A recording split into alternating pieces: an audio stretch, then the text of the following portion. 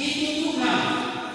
Ketika Petrus mendengar bahwa itu adalah Tuhan, maka ia mengenakan pakaiannya sebab ia tidak berpakaian, lalu terjun ke dalam danau.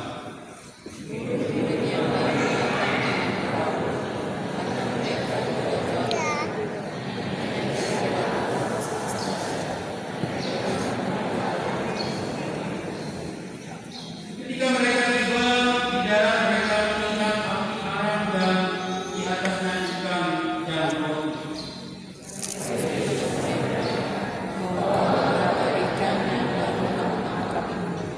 Simon Petrus naik ke perahu lalu memulai jalannya ke darat. Penuh ikan-ikan besar 153 ekor banyaknya, dan sungguh sebanyak itu jalan tidak koyak.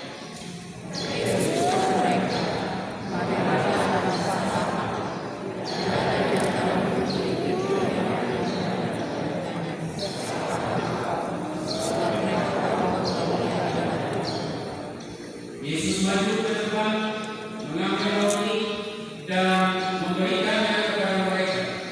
Demikian juga diganti. Lalu mengerjakannya Yesus menampakkan diri kepada murid-muridnya sesudah tidak banyak para orang mati. Ayat yang ke-15. Sesudah sarapan, Yesus berkata kepada Simon Petrus, "Simon, anak Yohanes, apakah engkau mengasihi aku lebih daripada mereka ini?" Jawab Petrus kepadanya, "Benar Tuhan, engkau tahu bahwa aku mengasihi engkau." Kata Yesus kepadanya, "Gembalakanlah domba-domba."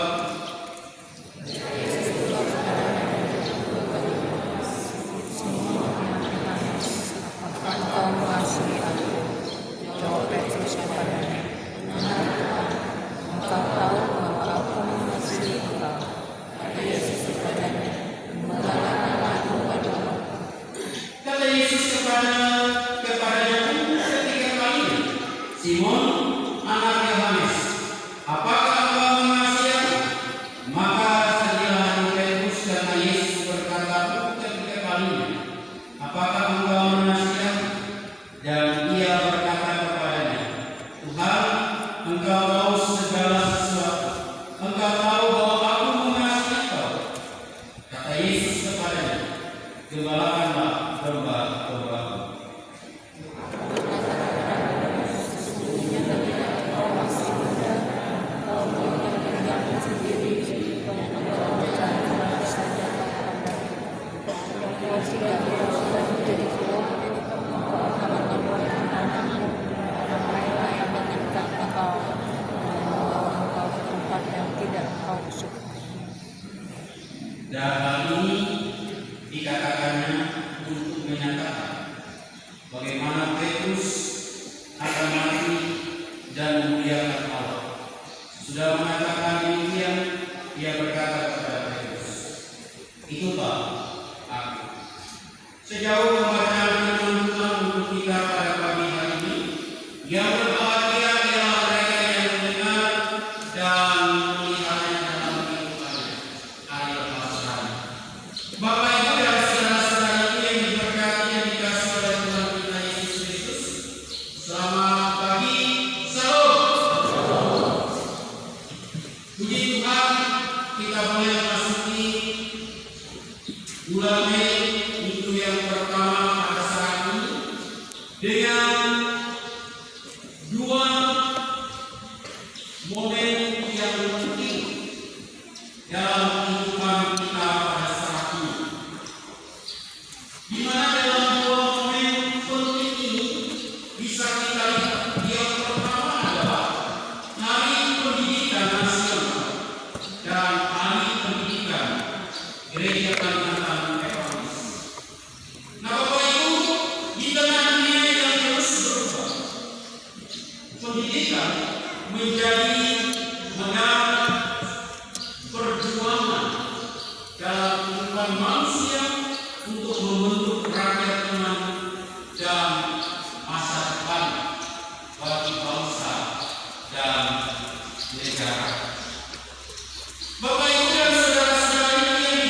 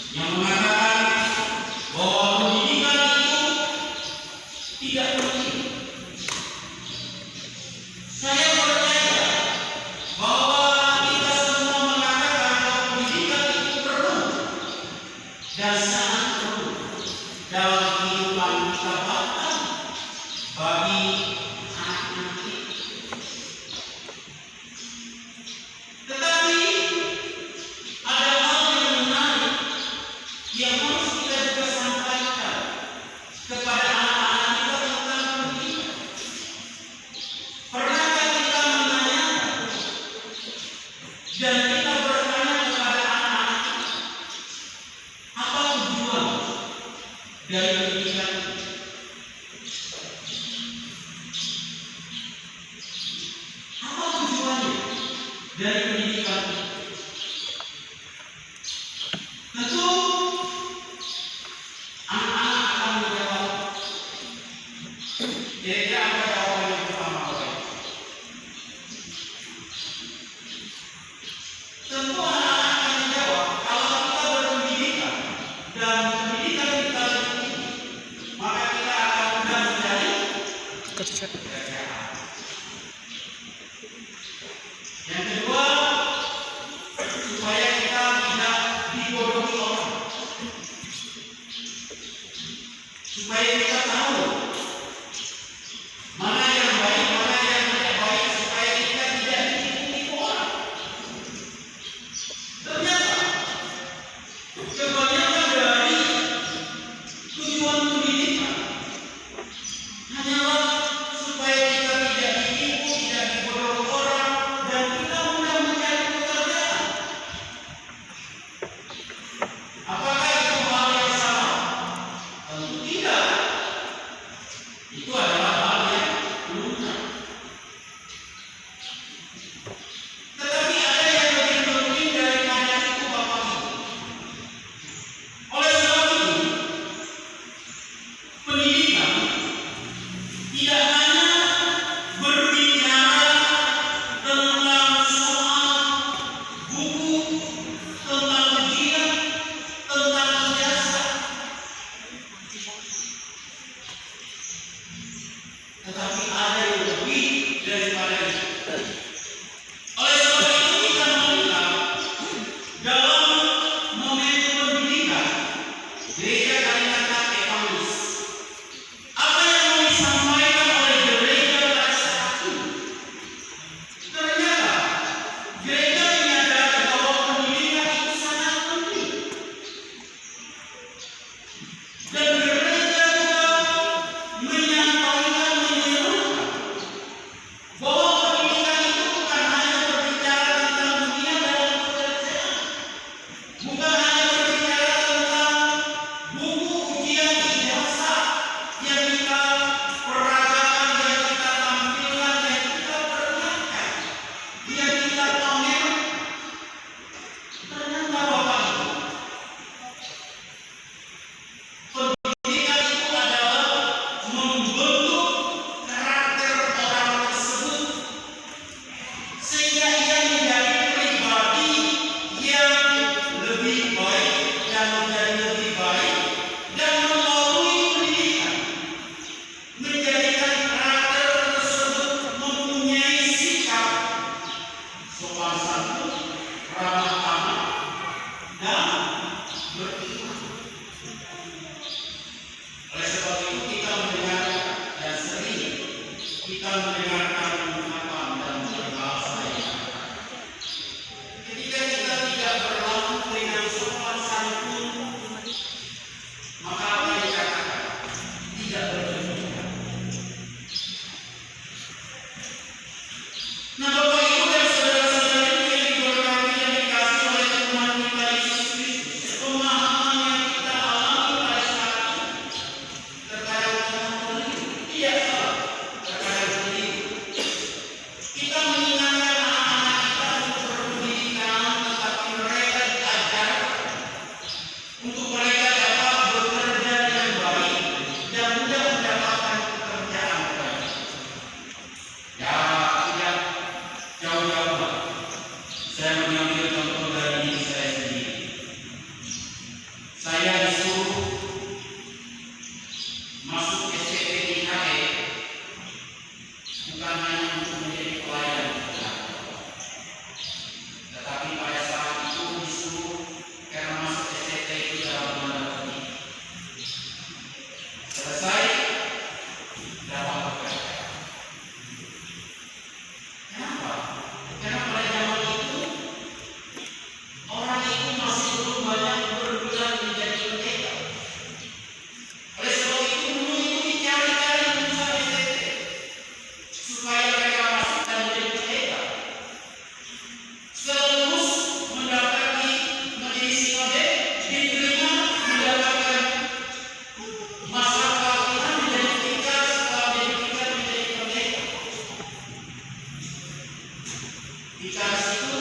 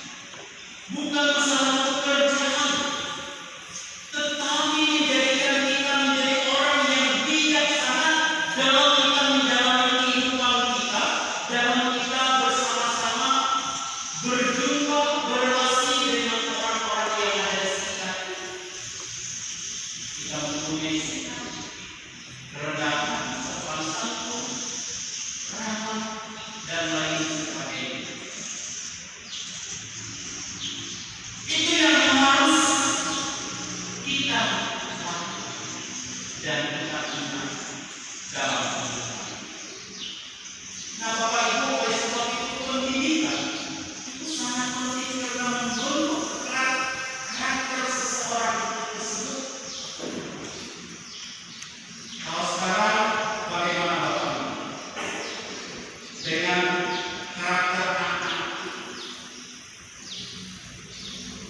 Beda dengan zaman dulu dengan sekarang. Nah, oleh sebab itu kita bersama-sama pada saat ini merayakan dua momen yang sangat penting dalam kehidupan kita. Baik kita sebagai orang tua maupun bagi anak-anak kita yang ada pada saat ini, pemuda, remaja, taruna dan lain sebagainya, mengingatkan kita kembali betapa berharganya pendidikan di dalam kehidupan kita. Dan kita tidak boleh menyia-nyiakan itu kembali dalam kehidupan kita. Nah, Bapak Ibu, oleh sebab itu dalam kebenaran firman Tuhan juga pada saat ini mengisahkan peristiwa tentang pasca kebangkitan Tuhan Yesus Kristus, di mana Tuhan Yesus menampakkan diri untuk yang ketiga kalinya kepada murid-murid. Dan secara khusus ini adalah kali pertama Yesus dan Petrus terlibat dalam perbincangan secara langsung. Jika sebelumnya Tuhan Yesus hanya menampakkan diri dan muncul di tengah-tengah para murid, namun kali ini Yesus berbicara dari hati ke hati kepada seorang Petrus dengan mengajukan atau memberikan pertanyaan sampai 3 kali. Di mana kita bisa lihat dalam ayat yang ke-15, ke-16, ke-17. 3 kali Yesus bertanya kepada Petrus. Sehingga Petrus pun menjawab, apakah engkau mengasihi aku lebih dari mereka ini? Petrus menjawab, benar Tuhan, engkau tahu bahwa aku mengasihi. Pertanyaan ini adalah mengapa Tuhan Yesus mengajukan pertanyaan sampai 3 kali kepada Petrus. Kira-kira kenapa Bapak? Sampai 3 kali Yesus mempertanyakan kepada Petrus ini. Kira-kira kenapa? Ya, benar sekali. Karena pada saat itu Petrus pernah menyangkal Yesus berapa kali? 3 kali. Itulah alasannya. Karena dalam pertanyaan itu memiliki arti pesan yang di dalamnya, yaitu merujuk pada penyangkalan Petrus yang ketiga kali. Maka Tuhan Yesus bertanya hingga 3 kali supaya Petrus teringat akan penyangkalan di masa yang lalu. Namun Tuhan Yesus tetap mengasihi dan mengampuni Petrus dengan kasih.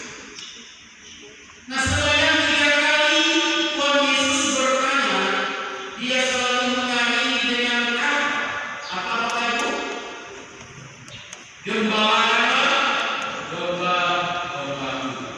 Artinya Tuhan Yesus memberikan kepercayaan penuh kepada Petrus yang pernah gagal di dalam imannya. Tuhan Yesus memberikan kesempatan lagi supaya Petrus bangkit dan memperbaiki segala kegagalan yang pernah dilakukan di masa yang lalunya. Oleh sebab itu, kita memaknai dari pertanyaan yang diajukan oleh Tuhan Yesus bagi Petrus dalam ayat atau pemberitaan ataupun firman Tuhan pada hari ini.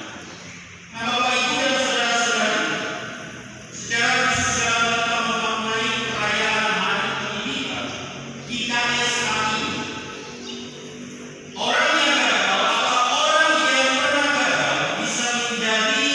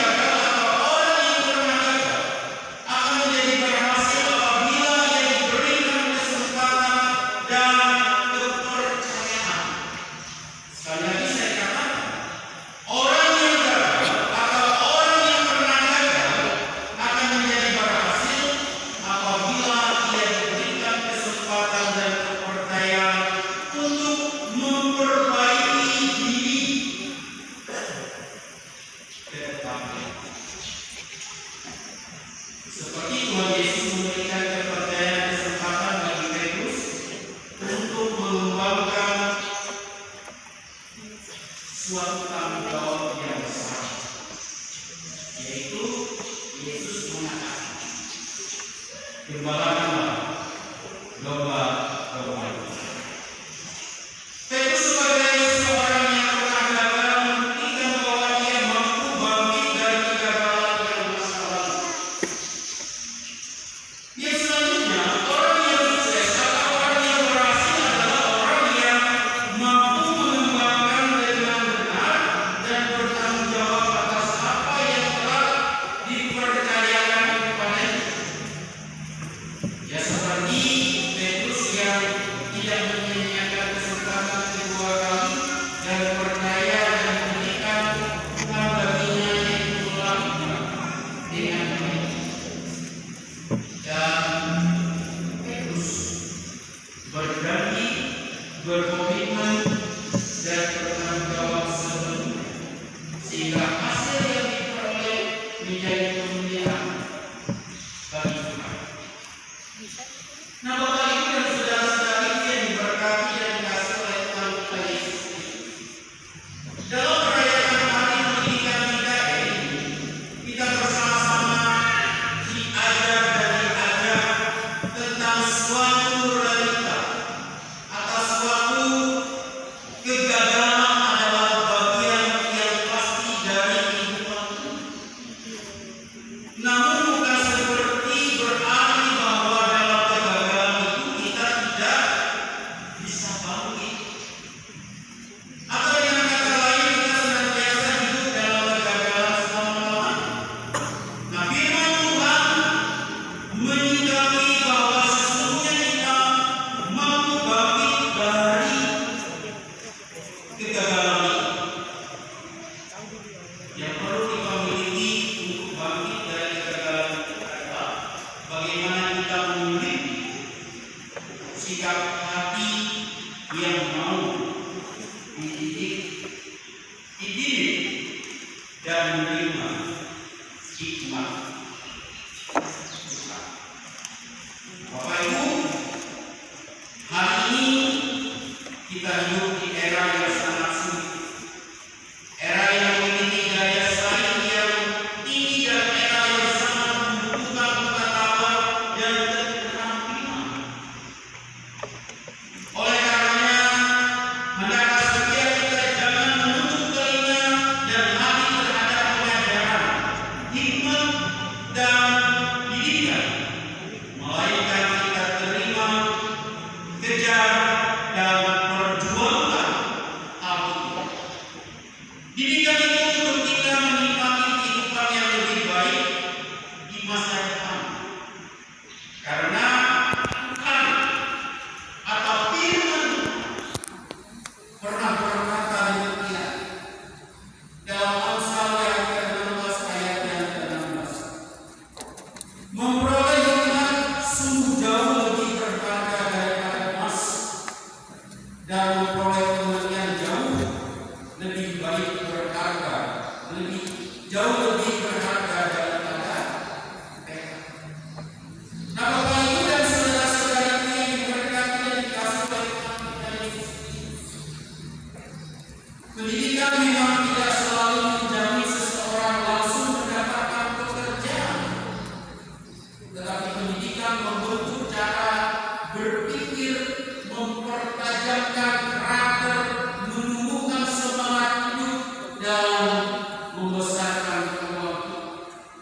Ia bukan sekedar tiket menuju suatu akhirnya, melainkan proses pemakanan diri untuk menghadapi kehidupan dengan bijaksana, dengan bertanggung jawab di dalam kehidupannya.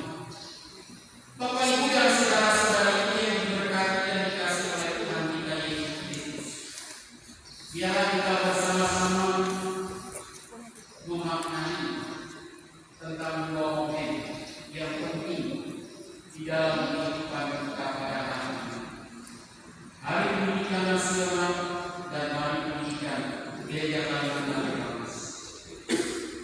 Saudara-saudari yang diberkati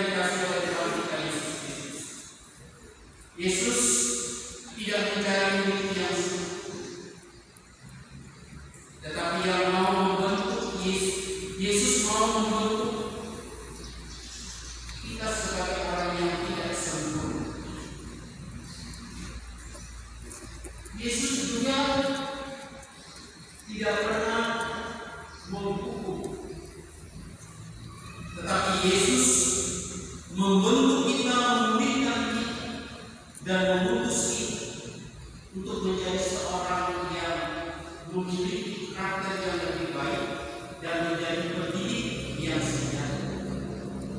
Oleh sebabnya, marilah kita menjadi warga jemaat IKN, keluarga kita sebagai tempat pendidikan, hidup tempat di mana orang bisa bertumbuh, melayani dan bersaksi, dan jangan hanya menjadi pendengar firman, tetapi menjadi pelaku kebenaran firman.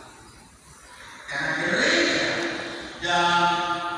gereja Kalimantan Manis mengingat kita kembali bahwa pembentukan karakter adalah membuat menjadi diri kita untuk menjadi saksi-saksi Kristus di tengah-tengah dunia, untuk melayani semua orang yang ada di dalam kehidupan kita. Siapapun itu, kita melayani seperti yang Yesus sampaikan kepada Petrus. Bahwa